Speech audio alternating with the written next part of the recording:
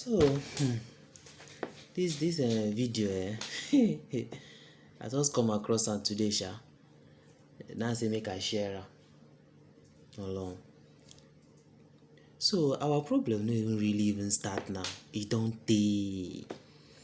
Problem of Nigeria don tey, as in you can imagine say some brilliant men come from Harvard to come persuade our rulers, man no call them leaders, na rulers them be, to devalue Nigerian currency for 32 years. But 32 years never even pass. It don't pass now. Yet they still they devalue, they go.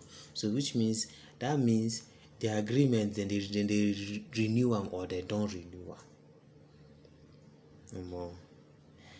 I not just understand. But waiting these our people they even think to accept that idea of devaluing the currency. That is a brilliant idea, to devalue your currency against hard currency. Oh wow. Okay, make I just show now the video when I watch am. When I see wetin one of the senators they talk. Be like the thing don't touch am for body, so perhaps making us confess as they be. The tragedy of Nigeria began in 1986 when we did the structural adjustment program. When we were persuaded to devalue our currency every week for 32 years. When I went to school, and many of you are here, the naira was $1.50. The naira was almost £1 sterling.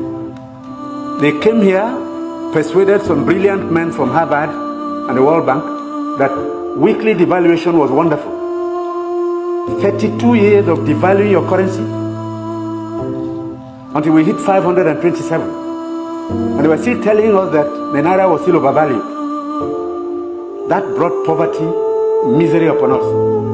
Then interest rates went to 30%. So nobody could build a factory, start a farm, produce anything or create jobs. Because every time you bring in a shipload of rice, you also bring in a shipload of unemployment. Because you are transferring your wealth to sustain other economies. Somehow, Nigerians didn't notice it. So we became a nation of importance. Toothpicks. Each year it cost us $18 million. Importing toothpicks. Tomato paste, $400 million. You talked about tomatoes now. One basket in town now is less than 2,000 naira. The farmers are losing money because the processors don't have enough funds to set up factories. You are going to do tomato paste, it's food grade stainless steel. You can't just use anything because you'll be putting poison in people's stomachs.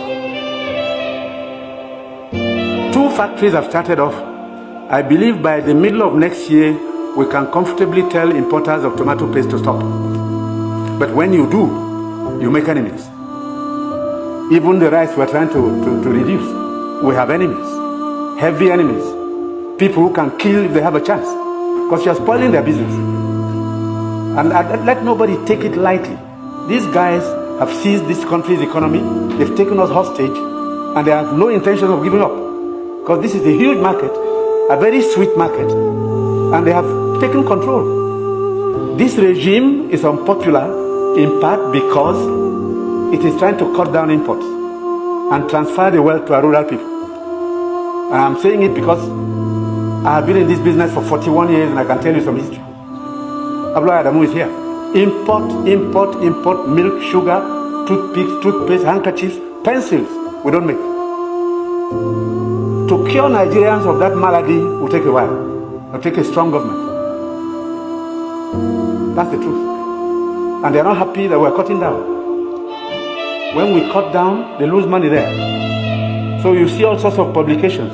We're telling lies. We're not growing rice. We're trying to demoralize the local farmers and make sure that the economy fails.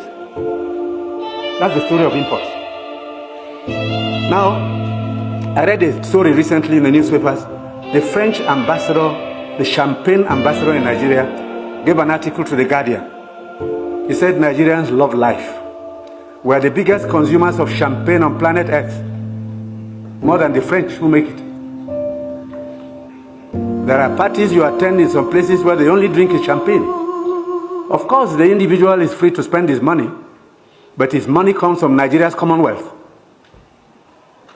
So on imports, it will take a while for us to get used to local goods and accept that we should consume what we produce and produce what we want to consume. I take your point. We have to take 10 measures to cut down on imports because these young boys and girls who have no jobs today are not going to allow us to carry on enjoying life at their expense. They need jobs. They need jobs. They are children.